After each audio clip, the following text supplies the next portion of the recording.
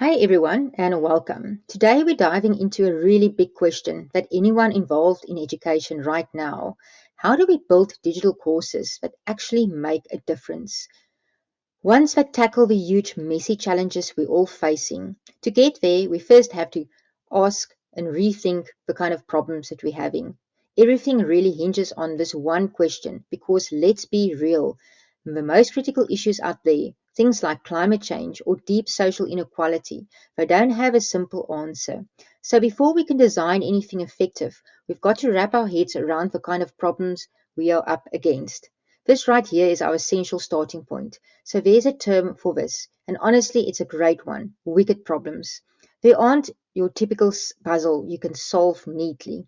They're these tangled, messy of interacting systems, environments, economic, social, which all sort of different people involved. And the kind of thing is there's no single perfect solution, and this isn't some abstract academic idea.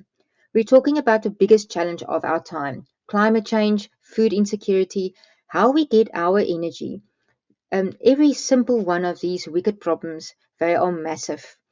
They're complicated and they affect all of us in so many different ways. And that brings us to the really critical point: the old way of doing things in education. The stage, the lecturing, just transferring facts. It just doesn't work for this. It's not designed to help people deal with much complexity. We absolutely need something different. That's something more in what we call education for sustainable development. And this isn't just about adding a new subject to the list. No, this is a complete shift of what we think education is about. This comparison really nails the difference. We're moving away from learning about sustainability, which is basically just memorizing facts, and moving towards learning for sustainability. The whole game changes. The focus isn't on just transferring knowledge anymore, it's on building capacity. The learner goes from being a passive listener to an active participant. And the goal is not just to understand an idea, but to develop actual ability to get out there and act. So, what kind of capacities are we talking about building? We're talking about really building fundamental skills, things like system thinking, so you can see how everything is connected. Critical thinking, so you can question the way things are. Collaboration, because nobody can solve these wicked problems alone. So, we've got our destination: learning for sustainability. The big question now is, how do we actually get there as course designers? Well, let's open up a toolkit and look at it for now. So the first thing is theory of change. You can think of it as our compass. It makes sure we can know which direction we're headed before we start building. And it's so powerful because it basically flips the whole design process on its head. A theory of change forces us to start right there. What change do we actually want the course to support? When we start with the impact you want to have, the entire course becomes way more focused, more purposeful, and more connected to the real world. So, activity system and change theory works together, but activity system helps us understand how the learning actually happens along the way. It's a reminder that learning isn't just something that goes on inside the one person's head.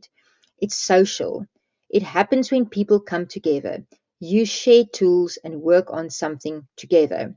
And this is where it really clicks for digital courses. The technology we use, the discussion forums, the Google Docs, and the shared whiteboards, they aren't just fancy features. According to the activity system, these are the critical mediating tools.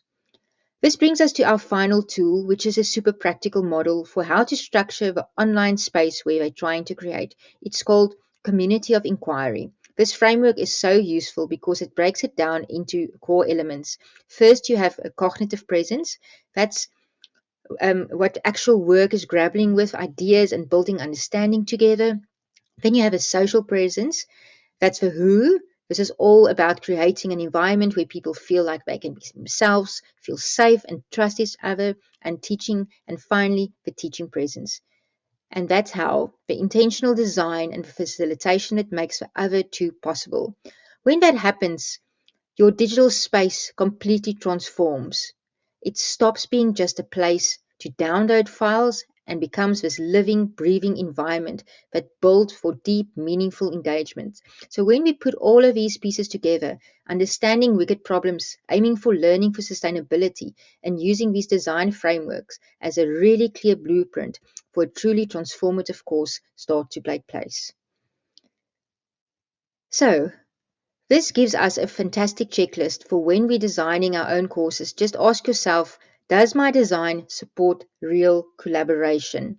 Does it push people to reflect and think critically?